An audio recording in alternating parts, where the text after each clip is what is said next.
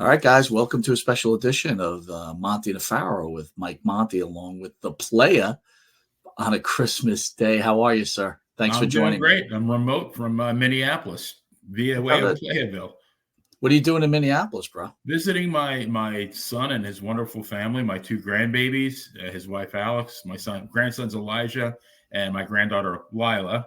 I'm a bit worse for wear today from too much food consumption and maybe a little bit of alcohol as well. How's it change from Florida to Minnesota, You man? know, honestly, the weather isn't that much different. I expected 20 below when I got here. It's probably maybe 10 degrees uh, colder. I think it's like 40, mid 40s. Not bad, So, not bad. yeah, I'm kind of hoping I get lucky the rest of the week and I don't get caught in a blizzard. Oh, very Yeah. nice. It's kind of Nope, refreshing, you, actually. you you didn't catch any flight delays or anything like that? Nope, nope, Not bad, not bad. nope. And how Very was your smooth. holiday with your family, with your grandkids, and all that? Yeah, no, it's great. It's great. They live too far away, but thank God I have the ability to come see them. Good for you. Good for you. So anyway, I wanted to do a quick little get together. I went to the movies for the first time since before COVID. So total drastic change for me, right? Movie theaters have totally changed. Now you got these relaxing recliners. They serve food to you at your chair. They're heated chairs. Did you know all this was going on? No. So I went to a place like that about 5 years ago in Tampa, and it cost, I think, like, I don't know, $25. What does that go for now? Tickets were like 15 or 16, That's maybe not 18. bad. That's not Maybe it was bad. 18. Well, considering 6 years ago, I think they were like 12, or maybe I'm wrong. I can't even You- remember, you You're know? talking to a guy who in 1976, my local movie theater charged 76 cents. Yeah, how do you like that? Yep, Times have changed, my friend. absolutely. So I was very excited for the Iron Claw. What I mean, very excited, I was looking forward to this movie, right? So I wanted to go back and forth with you and, discuss a little WCCW with you and the Von Erichs before we actually, because I know you haven't seen the movie yet, Have not. but Nope. I'll run it by you a little bit. We'll discuss it. But what was your experience with WCCW? I, obviously grew up with WWF, and then I think the second promotion I ever saw was NWA Hollywood Mm-hmm. with our good friend John Tolos and Jabba Rook, aka Johnny Rods. But I Right. think I'm guessing around 81, 82. I'm trying to think even which network. I think it was USA maybe. And I got introduced to the WCCW World Class Championship Wrestling from Dallas, and I really liked it. I mean, it was different than what I was used to seeing, but I mean the stars they had, the Von Erichs, they had Brian Adias, who was on your show. They had some guy named the Dingo Warrior, who kind of went on to be a big name in the wrestling business. Sure. I mean, the Von Erichs were rock stars. I mean, and the Freebirds. I mean, they're just like the list goes on of the stars that were in that promotion. I mean, really considering it wasn't that huge of a promotion, the talent I think was incredible. Well, I just remember, right? So, actually, like you, WWF guy or WWF guy to eventually WWE. But then, you'd get cable, and then you had Georgia Championship Wrestling. And like you also, I would watch NW. At the time, I didn't know it was NWA Hollywood. I just remember it was NWA from Los Angeles The Olympic Coliseum. Auditorium, yes, sir. Right, yeah. With Adorable Adrian Street, Giant Goliath, right? Black Black Gordon, right. Gordman, yeah, that whole crew. Uh, you know, Mil Mascaras, Mil Mascaras, Ganassi. Das Lucaras, right? So I can't remember all the names. I'm just trying to think. The Guerreros, right? So Yeah, Victor Rivera eventually went out there from so the that was WWF. always pretty cool. And then the WWF were also on that channel, and they would play the show in Spanish. Like the interviews, I think the telecast was in Spanish, but the interviews, like when they broke and they were in front of the ring talking about their future matches, were always in Right. English. And it was pretty cool because it was always different, right? Because they made it special for that thing. But I remember WCCW, man, and the Freebirds and the Von Erichs, and I was in awe. And Kerry Von Erich, I was in awe of Kerry Von Erich, and always followed his career after that and followed WCCW.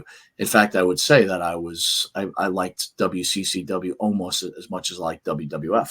I gotta agree with you. And Von Erich, I mean, I always say that the biggest two what ifs were Gino Hernandez and Magnum TA.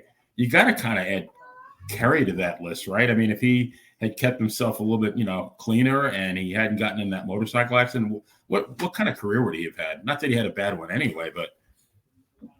Well, he was NWA champion. He was Intercontinental champion. But yeah, I agree. He certainly could. And I guess he was the Texas heavyweight champion. And eventually, I guess, what they became USWA. So then he was USWA world champion at some point too, wasn't he?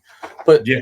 The point is, you're right on the mark. Kerry Von Erich did not reach his potential at all. I mean, no matter what he had as a title, he just did not reach his potential. And the look, I mean, I would say maybe the best physique in the history of professional wrestling, if not, like definitely on the Mount Rushmore, I think. Well, it's funny. I have this DVD, and I would love to put it on the channel. Long time ago, I ordered this DVD. I guess this guy played drums for the Freebirds for Bad Street.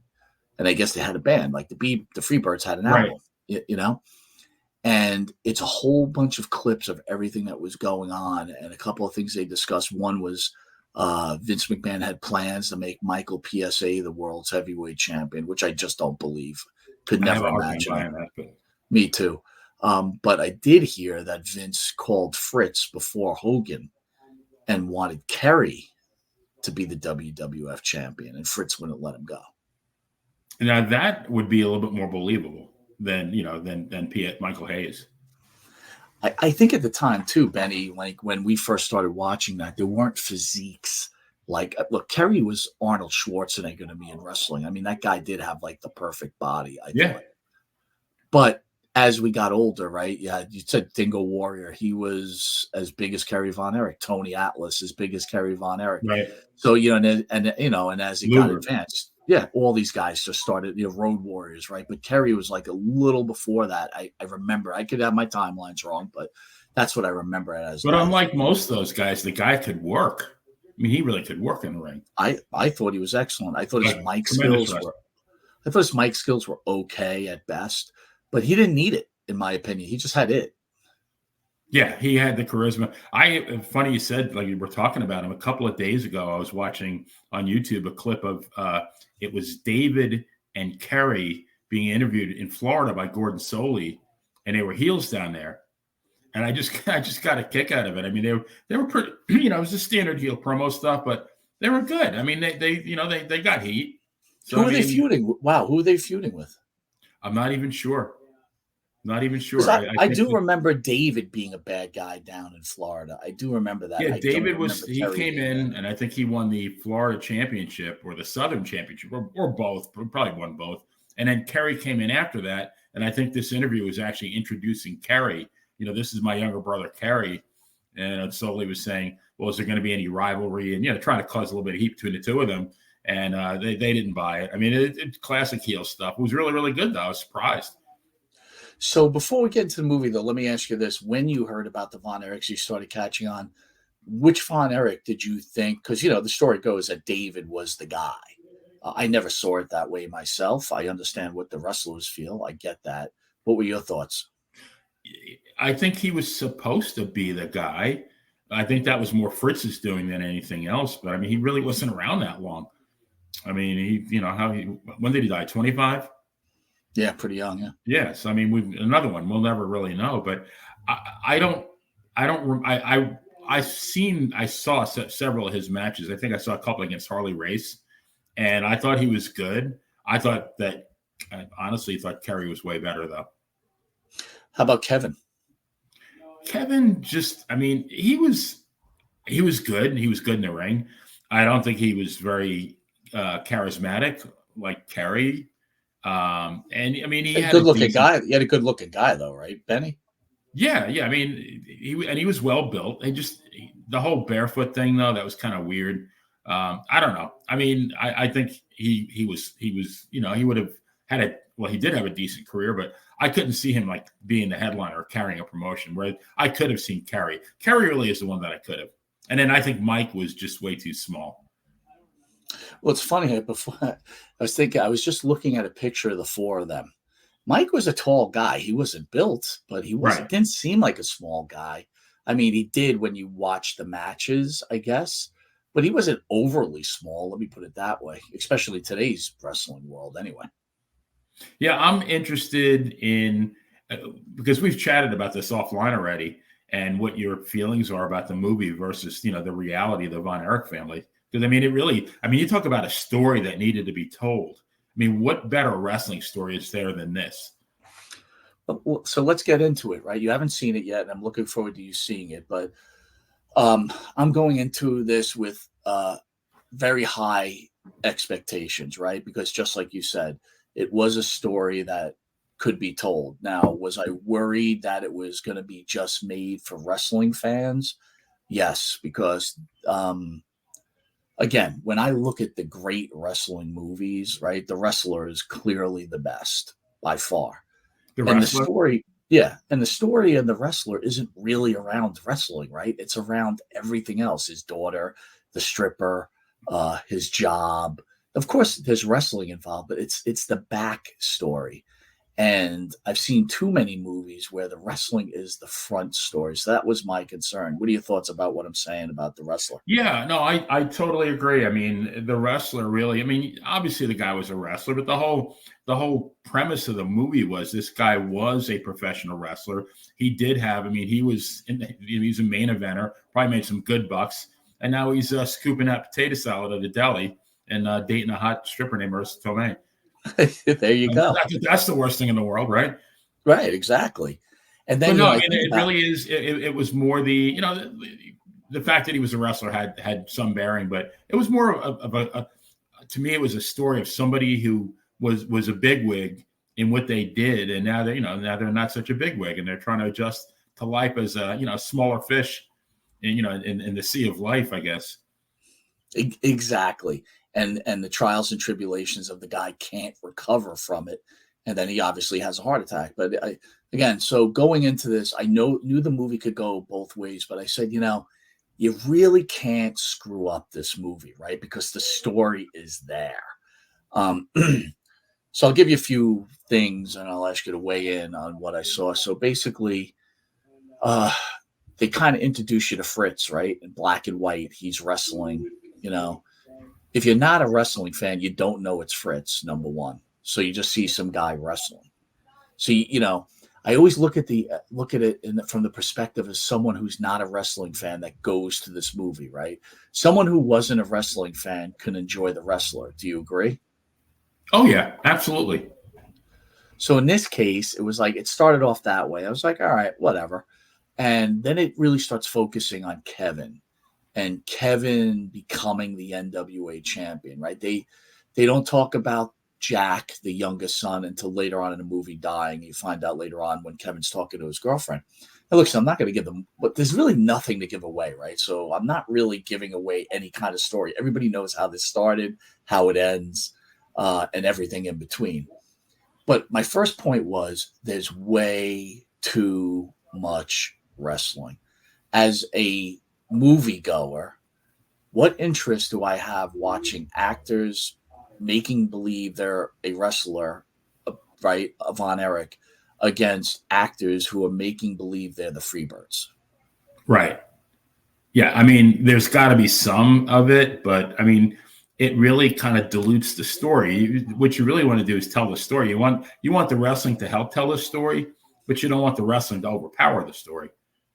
And you know what? That's a great comment. And in my opinion, it overpowered the story. I mean, I don't think they established the relationship between the brothers enough.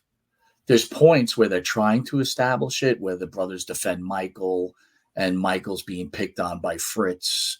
You know what I mean? But you don't, for me, I didn't see that ultimate brotherhood there where they could have drove that a lot more. In fact, I got to tell you, and again, I don't want to tear anybody apart, but I thought whoever wrote that screenplay did an awful job. Yeah, I mean, what it really boils. I mean, forget about wrestling. You're talking about a bunch of brothers that, at the urging of the father, went into the family business, and obviously there's going to be a lot of infighting, just like it would be in real life, between the brothers. Who's going to be the top dog, and that's really the story you want to tell. Yeah, exactly. And there's a point where Kevin, becomes a Texas heavyweight champion, and Kerry's at the U.S. Olympics. So you don't see Kerry until about 45 minutes into the movie, right? So part of the problem I see a lot of fans writing about it. So I'm going to kind of go the opposite way, is that they felt that the actor who portrays Kerry was way too small. What are your thoughts about that? Well, I mean, I don't know that that's a deal breaker. Again, you're telling a story. You can properly. I mean, if they structure it right, I don't think it really that makes that much of a difference. I don't know. That's just how I feel. I mean, you can offset that. I mean, you can still tell the effective story, I guess is what I'm trying to say. Right. Hold on, Benny. What's up? Huh? No. Because somebody. What's up? I am.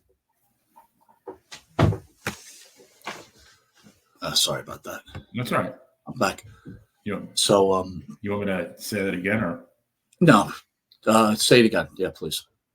Yeah, I mean, I would it have been better if there was somebody, maybe a little bit bigger? Yes, but I mean, to me, is it a deal breaker? No. Again, what you're trying to do is tell a story. The important thing is in how accurately the actor depicts the real person.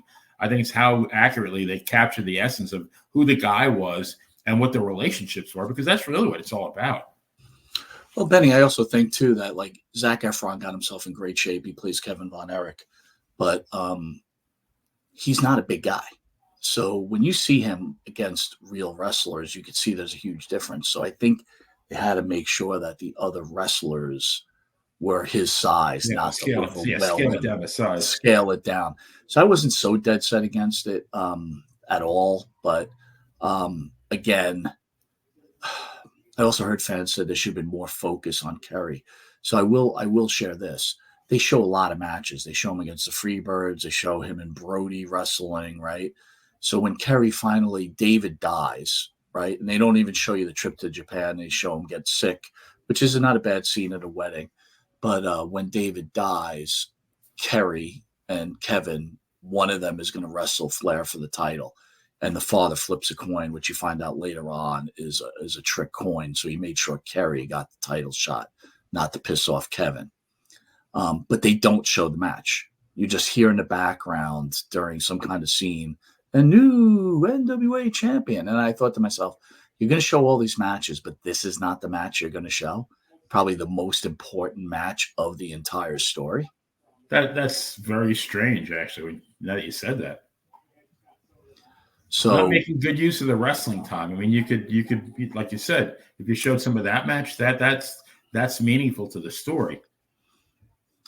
So then there's and then right after that, and I understand it's movies, and when you write scripts, you got to do certain things. But right after he wins the NWA title, he decides to go for a motorcycle ride, and that's where he ends up losing his foot, right? So again, I understand they got to change story. It's not true to fact on everything that goes on here, right?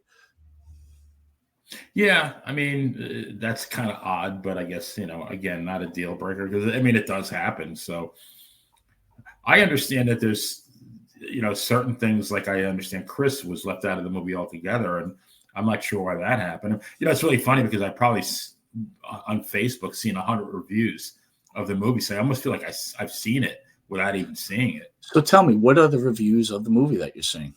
A lot of people are saying, like you said, there was, too much, like the Flair promo and the Harley Race promo. Too much time. Awful. Too much time. Too much. I mean, you only have so much time. Again, it's like a wrestling match. You only have so much time to tell the story. You got to make best use of the time you have, and that was not a good way to spend the time. Many comments about Chris not being included in the movie at all. I guess a lot of people saying that and they were disappointed MJF didn't have a bigger role in the movie.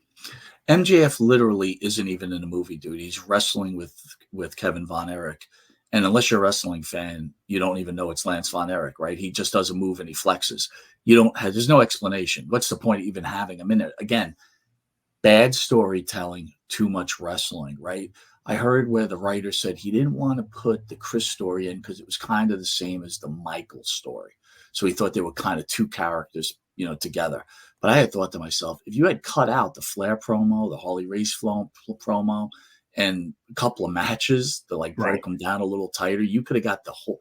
Again, they missed on getting the real feeling how close these brothers were. And why do you want to leave out? I mean, the fact that several brothers died the same way, it adds to the impact of it. So why would you exclude one of them? That I don't get at all. It does. I will say that they did a good job with establishing Kevin's relationship with his wife, which I thought was good. So that was fine. You find out the wife is a big part of his life, which, unless you're a real Von Erich fan, you don't know that, right? You probably didn't even know he was still married to the lady. So I thought they did a good job there. How do they portray Fritz? They portray Fritz to be rough. I remember when David dies, he gets the boys are drinking beer and he goes, well, we got to move on. Who's going to be the NWA world champion? That's when they flip the coin. So I think they try to push Fritz off as being a bit of an asshole. But it's funny. I had Scott Casey on the show, and Scott Casey was not a Von Erich guy. But you hear mixed stories about Fritz. But, when you talk to Brian Adidas was a very close to Fritz in the family. I remember him being on your show and being, fairly complimentary towards Fritz. Right. And I think Fritz was driven and the boys were driven. And I think he was a rough guy, right? He couldn't show his emotions because I will say at the end of the movie, Kevin is watching his sons play football and he starts to cry. He's just sitting there crying and the kids come over and they're like, what's wrong? And he uses the famous line, I used to be the oldest brother of 4, and now I'm not a brother at all. Wow. But, and that, again, that's an emotional statement. It's emotional whenever, yeah. So, when he says that, I guess my point is he says to the boys, I'm sorry, boys, men aren't supposed to cry. And the boys said, we cry all the time, Dad, you can cry. And then he starts crying. So I think they established like Fritz got into the heads of the boys, like there's no crying in life and there's no crying in wrestling. You know what I mean? Yeah. Yeah. It sounds like overall though, not that it was a bad movie. I mean, I don't know if you remember back in the day, Dick Clark, American Bandstand, they used to have something called Rate the Record. They play a brand new record and then they each had like two kids, hold up a card, I guess on a scale of 1 to 100. So it sounds like you're probably giving it maybe a 75, or am I being? I would tell you this. It would be a movie that I'd wait to come on Max, right, on HBO, and I'd probably watch it 1 or 2 times at best. Right. I thought it was. It's funny. Remember we used to watch wrestling movies back in the day. You remember that movie with Roddy Piper and the Tonga Kid? Oh, yeah. I forget the name of that movie, right? But it was like made for TV movie. I can't remember it at this point, the name of it. If someone knows, please put in the chat. Yeah. But it was at that level, man. It just, to me, they did a disservice to that whole story. They should have really got a real director and writer behind it because they could have did something with this. It could have been an emotional roller coaster. I mean, they'd only established the point that the boys are high on drugs all the time, right? And all of them were, right? I mean, that was the 80s, right? They, you see scenes where they're snorting coke or they're taking some pills, but they don't establish it. Think about the wrestler, right? They establish that this dude's, even after his heart attack, is still partying. You know what I mean? And you're shaking your head and you can't believe he's still doing it, Yeah. Supposedly the Texas police actually protected them as well. I don't know if that was portrayed in the movie, but in many instances where they found him, one of the guys high, and they somehow got him to the arena. So I'm not sure if that was portrayed in the movie or not. But like, I mean, these guys were legitimate rock stars who were, they were like deity, they were gods, and I mean, you talk about idolized by women. Geez, I mean, Kerry. I mean, you would have. I mean, how many women were after that guy? Yeah, and there's also like one point like where they do disjustice to the story is when Kevin Kerry is the Intercontinental Champion and he comes and visits home in Texas, and his father starts talking about like they got to put the title on you. Why are they pushing Hellwig? Like who? If you're just like, what is even the point of that comment? In the I felt they were I felt they were like AEW trying to appease the wrestling fan. Like who cares? Like, what does Hellwig have to do like with? You get my point? Like for what reason does that have to even be brought up in the movie? And then there's a point where he calls Kevin Kerry and he says he just wants to die. They're not renewing his contract. And if everybody knows the history, he got released from the WWE. He went back to USWA, where Kevin and him still owned the organization from Fritz and sold it to Lawler and Jerry Jarrett, right?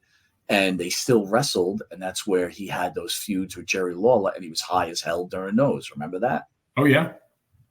Yeah. So I just felt they did disjustice to the storyline. It's like, hey, you got to keep it like it's in the WWE because that's where wrestling is. I mean, just tell the story. And you don't have to go that deep into it. You know what I'm saying? The story itself is compelling. The story sells itself. And I think from what I'm hearing, though, is, like you said, the hardcore wrestling fan is going to buy a ticket to see it. But don't you want to attract the casual fan or even like, the non-wrestling fan? And it sounds like they really didn't do anything to do that. There was 8 people in the theater, man. There was 8 people. Yeah. This will be on Max in like 2 months. Right. And, look, if people liked it, that's their choice. But when I saw some people like, this was a great movie. No, this wasn't a great movie. It wasn't even a good movie. You could ask my wife. She fell asleep and she was snoring next to me. I had to keep hitting her. Okay, that's the the casual / non-wrestling fan. I mean, of all the reviews I saw on Facebook, I would say, yours was, your review is pretty much kind of typical of what I saw. I mean, a lot of people weren't even that nice. I mean, nobody gave it a glowing review saying, "Oh, this is a great movie." They really told the story accurately. Most people, because a lot of the people you and I deal with are people in the know, and Right. they know what's going on, and they know that they missed the boat. Again, I'm okay with them altering the storyline so much for movies. You have to, right?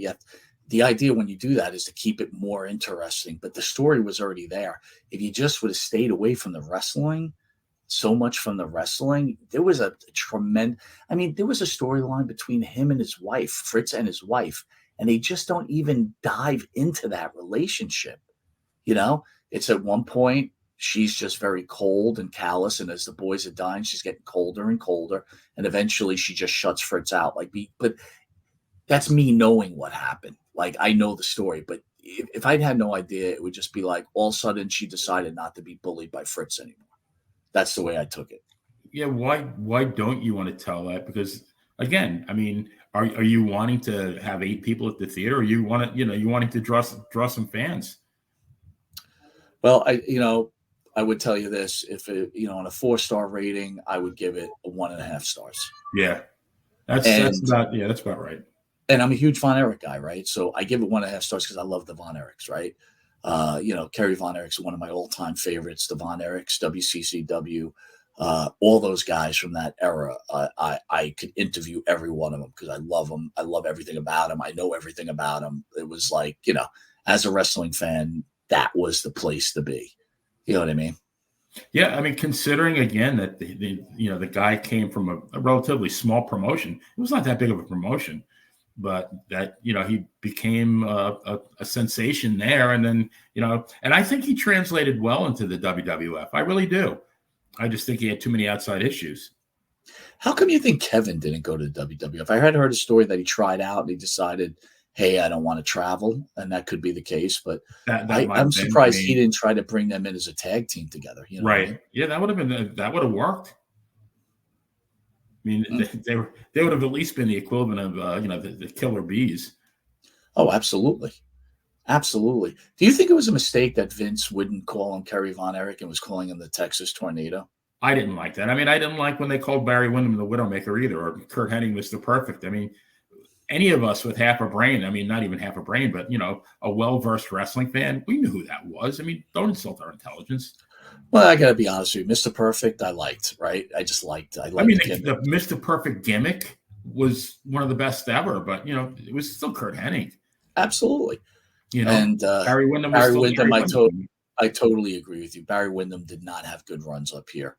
But he said on the interviews he kind of thinks it's his fault. I thought Kerry's run was good here. I think that he must have been high a lot. I mean, my guess is, and that's why the push just stopped.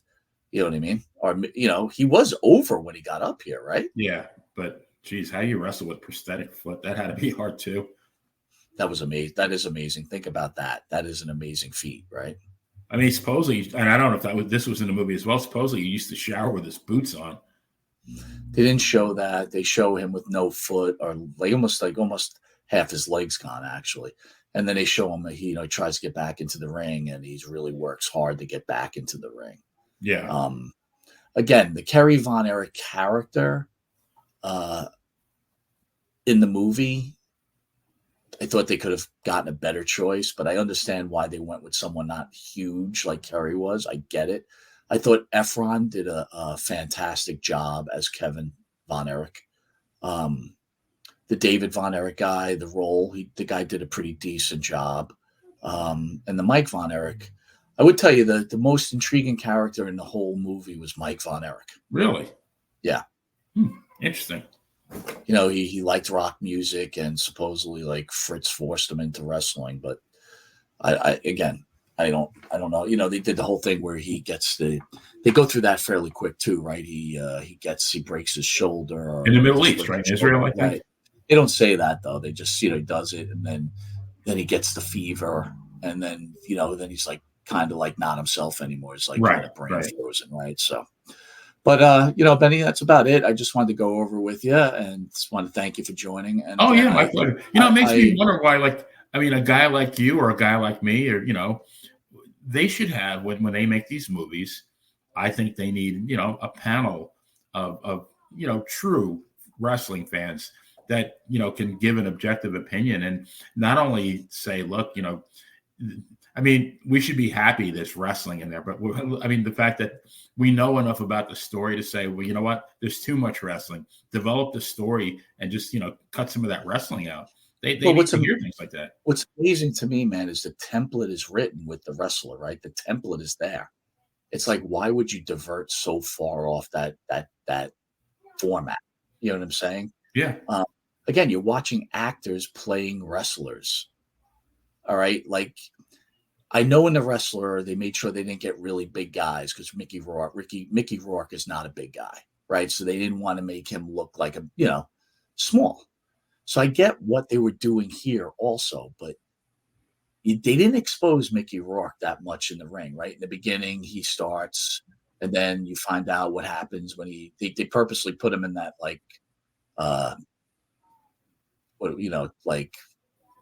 that with the glass, whatever you want to call it, match. They made it pretty simple, right? So there wasn't really a lot of wrestling. And then after that, you don't see him wrestle the whole movie until the end. Until the end. And again, I don't understand why you would do 5-minute promos with an actor as Ric Flair and an actor like Harley Race. It made no sense to me whatsoever. Yeah, just have Ric Flair say "woo," wearing a nice suit. That conveys the whole thing. Again, if you're going to show a Ric Flair match, it should have been Kerry's match in Texas Stadium, not Kevin's match. Do you follow what I'm saying? Right. Absolutely. Totally agree. So, in my opinion, epic fail. If I would have known it was this, I could have waited for it to come out on Max. Yeah. You saved me $15. What do you got coming up, Benny, this week? Well, let's see. Tomorrow we have Dan and Benny in the ring. And actually, we're going to have you on, and we're going to talk about this again. And then, maybe do a little bit of recap of the year, year review kind of thing. Wednesday, we have Wrestling Remembered with Bruce and what are they, Joe? The defending .30 champion, finally. Man, that guy would have blew a gasket if he didn't win that last time. And And then Thursday, we're going to shoot in the afternoon. We're going to do another episode of the Line Drive Baseball podcast. And then we got the 30 on Thursday. And then, of course, the main show on Thursday night. All right. Busy Sounds week, good, guy. right? Sounds no rest good. for the weary. Merry Christmas, and thank you for coming in and discussing. Yes. Merry Christmas. The Iron What a Claw, great my year. friend. I mean, I have a lot to be thankful for. And honestly, being part of the Monte family, being included this year has been one of the highlights of my year, to be honest. Well, it's been an honor to have you on the channel, man. All right. I'll see you during the week. All right. Take care. All right. Bye-bye.